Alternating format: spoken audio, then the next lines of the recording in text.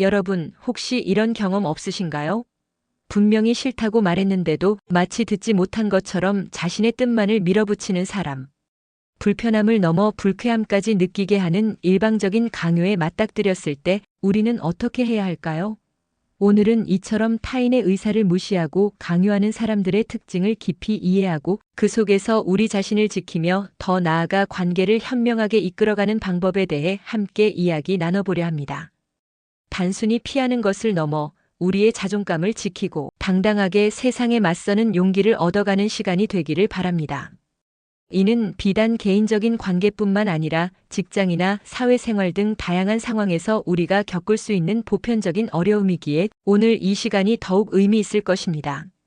강요하는 태도는 때로는 우리의 일상을 잠식하고 심리적인 에너지를 고갈시키며 나아가 우리의 본질적인 행복까지 위협할 수 있습니다.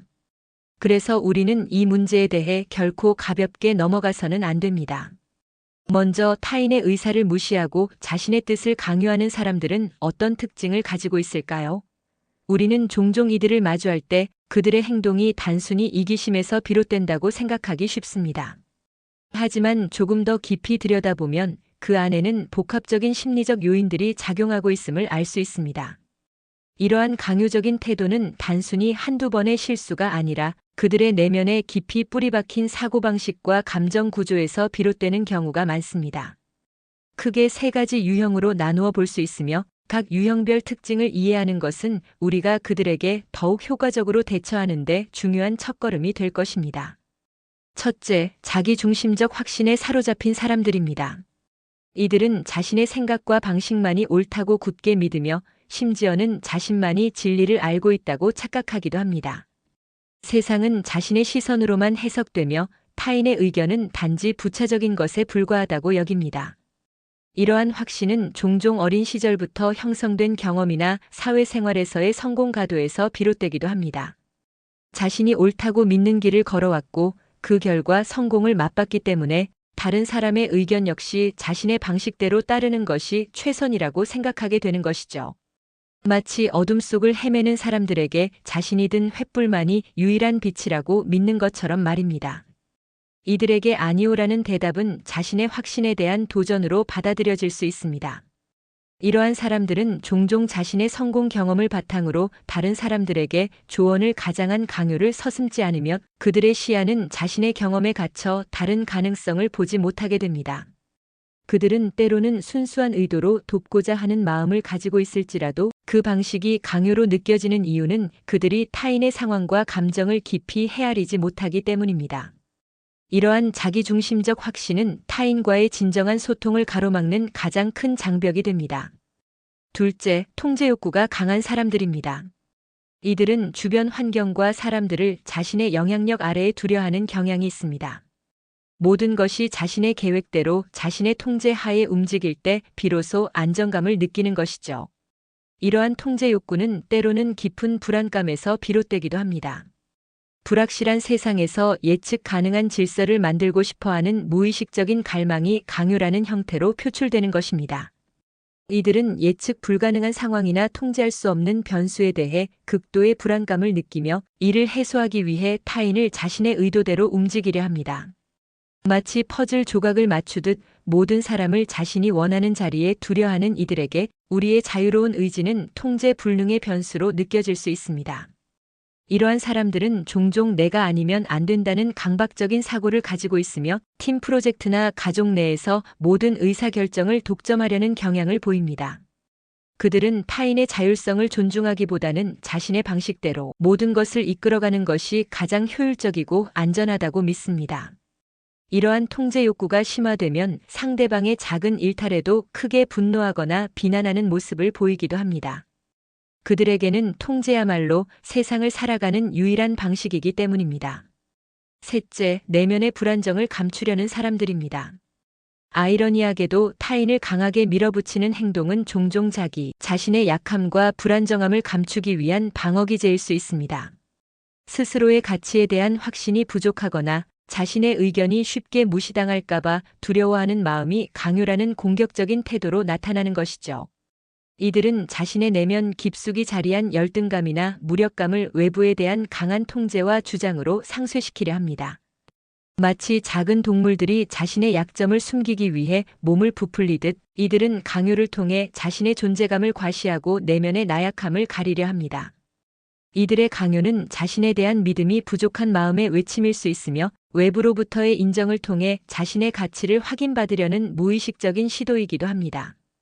이러한 사람들은 때때로 자신의 불안감을 인정하고 도움을 요청하기보다는 오히려 타인을 깎아내리거나 자신의 뜻을 관철시키려 함으로써 잠시나마 우월감을 느끼려 합니다. 그들에게 강요는 일종의 자기 보호 수단인 셈입니다.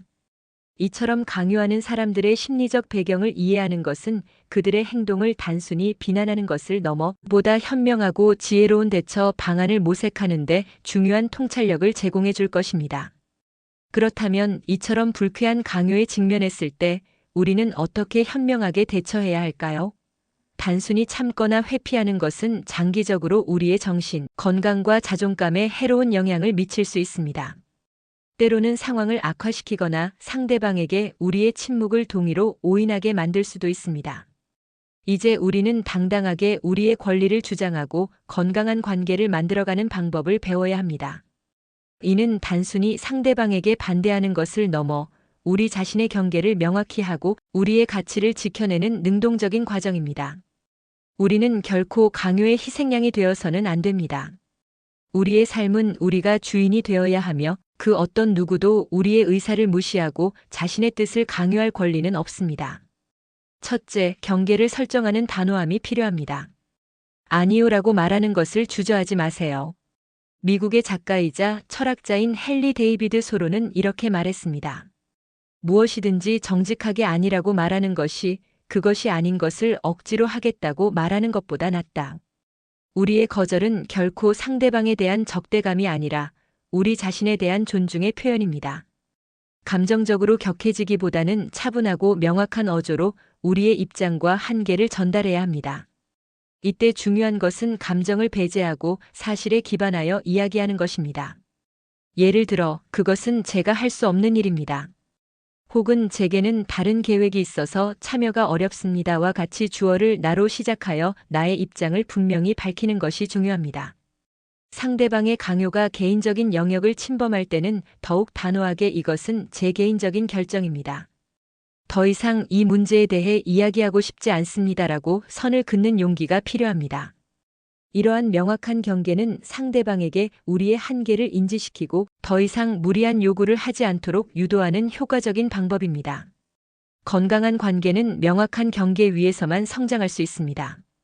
우리가 우리의 경계를 명확히 하지 않으면 상대방은 우리의 공간을 계속해서 침범하려 할 것입니다. 따라서 단호하지만 침착하게 아니오라고 말하는 것은 자신을 보호하는 중요한 기술입니다. 둘째, 논리적인 질문으로 대화의 주도권 가져오기입니다. 무작정 상대방의 강요에 반대하기보다는 그들의 주장에 논리적인 질문을 던져보세요. 왜 그렇게 생각하시나요? 또는 다른 대안은 전혀 없을까요? 현재 상황에서 이 방법이 최선이라고 판단하시는 구체적인 근거는 무엇인가요? 와 같은 질문은 상대방에게 자신의 주장을 다시 한번 생각하게 하고 동시에 우리가 대화의 흐름을 주도할 수 있게 돕습니다. 마치 권투 선수가 상대방의 공격을 피하며 반격의 기회를 엿보는 것처럼 우리는 질문을 통해 상대방의 논리적 허점을 찾아내고 우리의 주장을 펼칠 수 있는 공간을 확보할 수 있습니다. 맹목적인 반대가 아니라 지적인 탐구를 통해 강요의 본질을 꿰뚫는 것이죠. 이러한 질문은 상대방의 일방적인 강요를 대화와 협상의 장으로 끌어내어 더 합리적이고 건설적인 해결책을 모색할 기회를 제공합니다. 이는 우리가 단순히 수동적으로 강요를 받아들이는 것이 아니라 적극적으로 문제 해결에 참여하는 주체임을 보여주는 강력한 방식입니다. 또한 질문을 통해 상대방이 자신의 주장을 제고하게 함으로써 그들이 스스로의 논리적 오류를 깨닫고 강요를 멈출 수도 있습니다. 셋째, 공감대 형성 후 나의 의견 제시하기입니다. 상대방의 의견을 완전히 부정하기보다는 일부 공감하는 부분을 먼저 언급하며 대화를 시작해 보세요. 당신의 의견도 이해는 합니다만 제 생각은 이렇습니다. 혹은 그 말씀의 취지는 알겠습니다. 하지만 제가 고려하는 다른 측면은 다음과 같습니다와 같은 표현은 상대방의 방어적인 태도를 누그러뜨리고 우리의 의견을 더욱 수용적으로 받아들이게 할 수 있습니다. 마치 얼어붙은 땅에 따뜻한 햇볕을 먼저 비춰 얼음을 녹이듯 우리는 공감을 통해 상대방의 마음을 열고 건설적인 대화의 물꼬를 틀 수 있습니다. 이것은 결코 굴복이 아니라 지혜로운 소통 전략입니다. 이러한 방식은 상대방이 자신의 의견이 무시당하지 않았다고 느끼게 하여 갈등의 소지를 줄이고 보다 유연한 태도로 우리의 주장을 경청하게 만듭니다. 인간은 자신의 의견이 존중받을 때 비로소 타인의 의견에도 귀를 기울이게 됩니다. 그러므로 먼저 상대방의 입장을 이해하려는 노력을 보여주는 것은 우리가 원하는 결과를 얻어내는데 결정적인 역할을 할 수 있습니다. 이 과정에서 우리는 상대방의 감정적인 동요를 줄이고 이성적인 대화로 전환할 수 있는 기회를 포착하게 됩니다. 넷째, 무례함에 대한 단호한 지적입니다. 강요가 인신공격이나 모욕적인 언행으로 이어진다면 이는 결코 용납되어서는 안 됩니다. 지금 저에게 하시는 말씀은 매우 무례합니다. 또는 저는 이러한 방식으로 대화하고 싶지 않습니다. 존중하는 태도로 다시 이야기해 주십시오와 같이 자신의 감정을 솔직하고 단호하게 표현하되 결코 감정적으로 격앙된 모습을 보여서는 안 됩니다. 중요한 것은 상대방의 무례한 행동을 명확하게 짚어주는 것입니다. 미국의 인권운동가 마틴 루터 킹 주니어는 어디에서든 불의는 모든 곳의 정의에 대한 위협이다라고 말했습니다. 우리의 자존감을 지키는 것은 보편적인 정의를 지키는 일과 다르지 않습니다. 무례한 태도를 방치하는 것은 우리가 그들의 행동을 묵인한다는 신호로 해석될 수 있으므로 초기 단계에서 단호하게 지적하는 것이 중요합니다. 이때 공격적인 언어를 사용하기보다는 자신의 감정과 상대방의 행동 사이의 관계를 명확히 설명하는 것이 효과적입니다. 예를 들어, 당신이 그렇게 말할 때 저는 존중받지 못한다고 느낍니다와 같이 나 전달법을 활용하는 것이 좋습니다. 이는 상대방에게 자신의 행동이 타인에게 어떤 영향을 미치는지 구체적으로 인지하게 하여 추후 행동을 개선할 여지를 줄 수 있습니다. 다섯째, 관계를 재정립하는 용기입니다. 만약 이러한 노력에도 불구하고 강요하는 행동이 개선되지 않거나 관계가 지속적으로 우리의 정신 건강을 해친다면 그 관계를 재정립할 용기가 필요합니다. 때로는 단절만이 최선의 해결책이 될 수도 있습니다. 미국의 작가 마야 안젤루는 누군가 당신을 존중하지 않을 때 당신은 그들에게 떠날 권리를 준다고 했습니다. 우리의 삶에서 건강하지 못한 관계를 정리하는 것은 결코 실패가 아니라 우리 자신을 위한 가장 큰 선물입니다.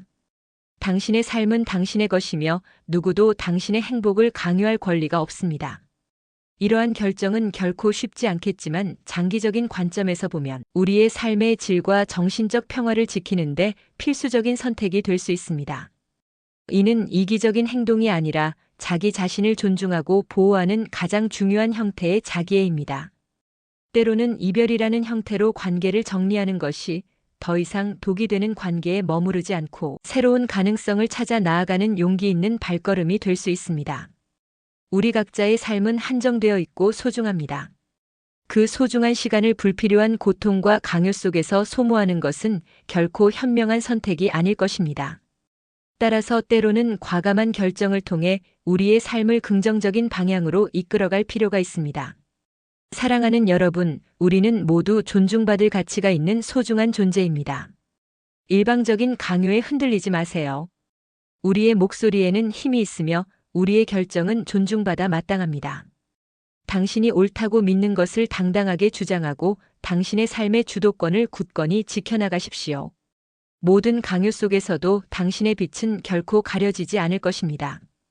오늘 이 이야기를 통해 여러분의 삶에 작은 용기와 희망이 더해지기를 진심으로 바랍니다. 기억하세요. 당신은 당신의 삶의 유일한 작가입니다.